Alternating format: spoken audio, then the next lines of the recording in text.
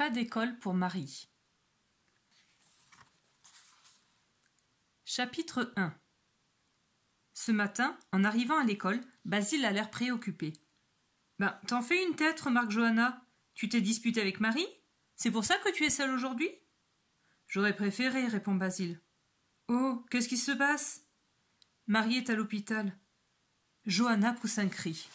« Oh non, la pauvre !» s'exclame-t-elle. « Elle a quoi ?»« J'en sais rien pour le moment. Je sais juste qu'elle est à l'hosto, répond Basile, un peu énervé par cet interrogatoire. Quoi? Marie est à l'hôpital? S'écrie Nabila qui vient d'arriver derrière eux. Comment tu l'as appris? Sa mère a envoyé un texto sur le portable de mon père pour nous avertir, mais elle n'a pas précisé ce qu'elle avait, explique Basile. Elle a juste dit que ce n'était pas très grave, mais ça m'inquiète quand même.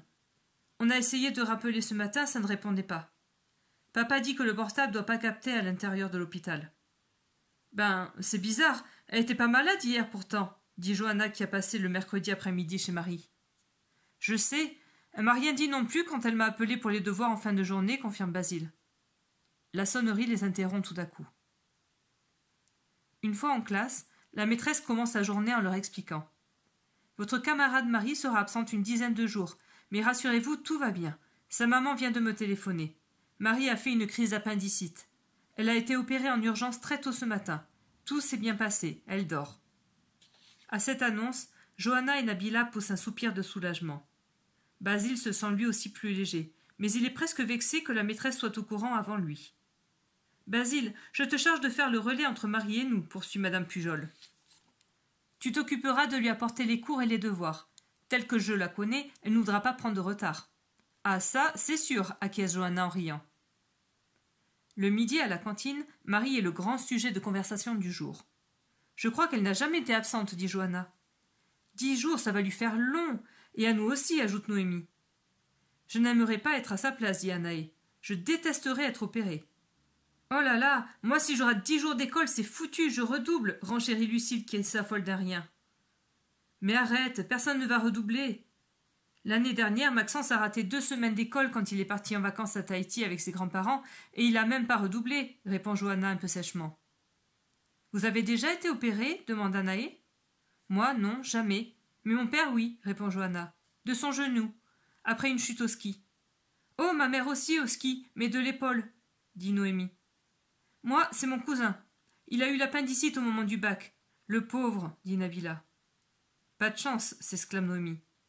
C'est le concours de qui a été le plus opéré demande Basile qui prend la conversation en cours. Les filles gloussent, mais Basile, lui, n'est pas d'humeur aussi joyeuse. En attendant, nous on rigole, mais Marie, elle ne doit pas rigoler dans sa chambre d'hôpital. Sa remarque jette un froid. Les filles gênées plongent la tête dans leur assiette. Personne ne sait quoi lui répondre. Toute la journée, Basile a du mal à se concentrer. Il ne pense qu'à une chose, rentrer chez lui pour avoir des nouvelles de Marie. Dès que la sonnerie retentit, il attrape son sac et sort de la classe sans un mot pour ses copains. Il court jusqu'à chez lui sans reprendre son souffle. Quand il déboule dans l'appartement, son père est déjà là. « Tu sais comment va Marie ?» lui demande Basile essoufflé. « Oui, je viens juste d'avoir sa maman au téléphone. Elle se doutait que tu m'interrogerais en rentrant de l'école. Marie va bien, elle doit rester à l'hôpital jusqu'à samedi. »« On peut aller la voir ?» demande Basile. « Malheureusement, ça ne va pas être possible, lui répond son père.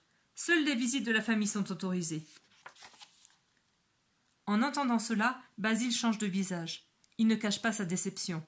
« C'est nul, vraiment nul. » « Je sais, mais si tu veux, tu peux l'appeler ou lui envoyer un texto sur le portable de sa mère. »« Ouais, c'est pas pareil, » grommelle Basile, contrarié. Ce soir-là, en s'endormant, Basile pense à Marie. Cela ne leur était jamais arrivé, ni à l'un ni à l'autre, de dormir à l'hôpital. Il se dit pour se rassurer que son ami aura sans doute plein de choses à écrire dans son journal.